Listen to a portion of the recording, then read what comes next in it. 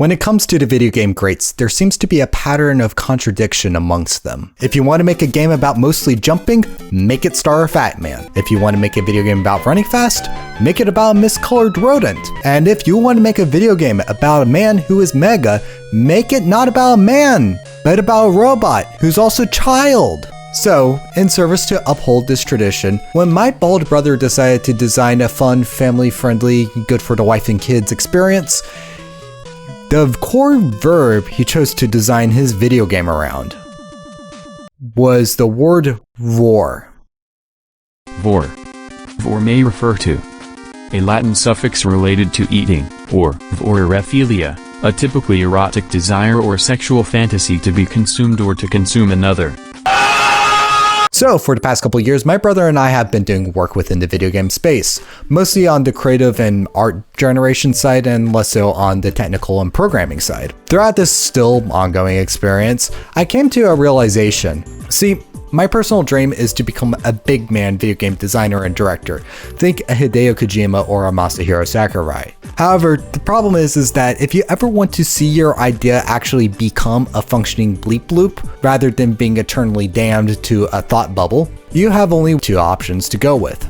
Option A is to find a code monkey to build your game for you. However, that comes with its own list of problems. What if monkey wants banana? I got no banana. What if monkey is unruly? How am I supposed to get what is in my head into reality if monkey doesn't listen to me? What if monkey is lying about being monkey? What if monkey is really lemur? We all know lemurs don't program. I've heard many stories and I've seen how things can go wrong for the people who try option A. The chance of success is honestly just too low for my taste. So that leaves me with only option B. If you need Code Monkey to make a video game, but capturing Monkey is a bad idea, then you yourself must become Monkey. So, as an idiot who never had a single class in computer sciences, I dove in headfirst into game programming. And after some time of doing it, I decided I needed to set up a challenge for myself. Throughout my brother's life, his name is Kai, by the way. Throughout my brother's life, he's tinkered on and off again with a game building tool known as GameMaker. Around our senior year of university, over the course of a few months, he decided to build a microgame as a side project, which sounds pretty proactive, intelligent, and admirable. Until you remember it's called Vore. And then all that goes out the window. So I decided it would be a good idea to set up the challenge of rebuilding that same game within 1 week. Reasons why this is a good idea include, number one, remaking something directly challenges my game building skills and gives me something to compare myself to when completed. Number two, Kai had a batch of pre-made original assets for me to work with. Number three, GameMaker has some limitations that the Godot game engine is not restricted by. For example, it's a lot easier to port to different platforms, and also you don't really have to worry about any form of licensing whatsoever with Godot. So with that out of the way, let's talk about building the game. So our rated E for everyone game known as Vore is a game where you play as a snake puppet swallowing a heart box's fruit. It gets weirder from here. The fruit spawns randomly, and there's a variety that comes out. First, you have happy fruit. There's an array of different colors, but they all function the same. You eat it, you get points. Then you have super fruit, which gives you extra points and a seizure. Then you had the bad fruits that if you eat them, you lose points because they're green, and green is the worst color. And finally, you have bomb fruits, which I don't even need to explain because I'm pretty sure anybody watching this understands the fundamentals of cartoon logic. Anyway, you also have a little time meter that goes down, and if it touches 0, game over. However, every single time you eat a fruit, time gets added. If you eat a super fruit, you get all your time back, and if you eat a bad fruit, then you lose your time. On top of all that, every 10 seconds, the speed of the heart box, projectiles, and background scrolling increases. Your goal as a player is to survive as long as possible, collect as many points as you can, until your inevitable death. So all of that is the core of the original game, and I was able to recreate that within Godot at, well, varying degrees of intelligence. At some points, I had the mind of a silverback gorilla, noble, all-knowing. Like being able to make every single fruit technically be the same object. What happens is that when they're spawned on screen, there's a randomizer that plays, and that randomizer dictates on what the fruit's gonna look like and its behavior when it's eaten. At other points, I had lesser capuchin brain. like recycling code from tutorials. There's this dude named Heartbeast that made this simple platformer tutorial that I like a lot because it handles movement with acceleration and friction really nicely. So I gutted the formula, amputated the gravity off, and restricted the movements to be full nozzle only. Then we have parts where I just go full hollow baboon skull, like... Instead of making an actual bar, like a loading bar for the timer, all it is just a white square and then just like a black square slowly moving over it. I learned nothing making that. And then we have a mix of all three monkey minds, like with the infinitely scrolling background. So if you look at the backgrounds right here, it scrolls at like a nice speed, but though when it speeds up, there's going to be a jump in it, as you see right there.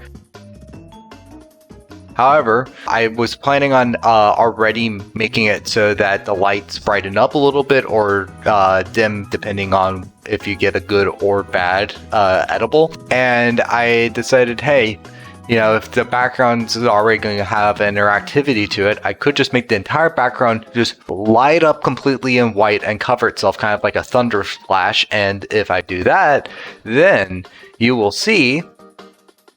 boom, the jump into animation is completely covered up. Is that ingenuity or running from your problems? You decide. Speaking of lights, that's actually one of the additions I made on top of my brother's original game. I also made it that when the game gets to its maximum speed, the background turns blood red to represent all the souls you've consumed throughout your experience. I also made the aspect ratio a square because if you look at the name of this group, you clearly know I have a geometric bias. There's also a lot of other minor quality life improvements, but I'll just skip them for now. So I was able to do pretty much everything that the original game had and build and improve on it, which is, I'm not saying that I'm better than you, Kai, but I'm saying I'm better than you. But the thing is though that I can't... It's so frustrating because there was this one thing I really wanted to put in the game that I just couldn't get working correctly. There's this cool tool called Silent Wolf for Godot, and it does an online leaderboard for you and actually hosts the servers completely free. But the frustrating thing is I got everything hooked up right in the back end, but I just couldn't get it to display correctly the scores. My three options I was stuck with was either A, just have the leaderboards load and show nothing. B, have the leaderboards load and show too much, like looking like a terms and service over here, like I'm not going to read any of that. Or C, have a downgraded compromise, which is ultimately what I went with. My solution ultimately is a scuffed screenshot button. Enter the folder you want to save your score, click screenshot, and voila, the PNG is saved. Now, the reason why I say this is scuffed though, is that sadly this is only something that works on the desktop download version and not on the HTML5 build because of security risks or some mumbo jumbo like that. But listen, if you want to bypass security, there's this beautiful keyboard combination called Control-Alt-Print Screen, and voila, you worked around it, you got your screenshot. But that begs the question though, that if a screenshot function is just universal and really simple to do on every single platform, why did I even build a screenshot inside the game itself? And my answer to that is that just writing, there's no saves, just screenshot your computer, Lamau, that would have just looked too dumb. Having a working screenshot thingamajig, it looks a little nicer. It's at least something. If it really bothers us, we'll try to update the game with the online leaderboards, but aside from that one blemish, I'm pretty happy with this being my first coding project published. And if you actually want to give Voring a try, swing on over to newgrounds.com and play the game. And if you actually want to download the desktop version of the game, as well as also my brother's original prototype, you can do so on the itch.io page. The plan and direction for CubePunks going forward is that it's a brand under the game studio I'm a part of, Kiage Team. CubePunks is centered around online culture. Our goal is that we want to make more wacky micro games like Vore, but we want to do so with community input. The dream is to be able to, come to you guys and say, hey, here are 3 concepts for a video game. Which ones should we make? And you guys vote on which one is the best idea, and then we go out and actually build it. Or we want to be able to swing on by and say, hey, we're trying to design this character. What do you think looks better, red or blue? Or you're like, hey, this is the current version of the game. How about you guys give it a test and give us feedback on what you think should be changed about it? Things like that. If anything in that vein sounds interesting to you, swing on by our Discord server. The link is in the description. Follow CubePunks for more games like this one, and check out Kiage Team for all of our projects. Or do neither, but that would be lame. I'm Sexy Robot Voice signing off while saying what ab the baked guxy.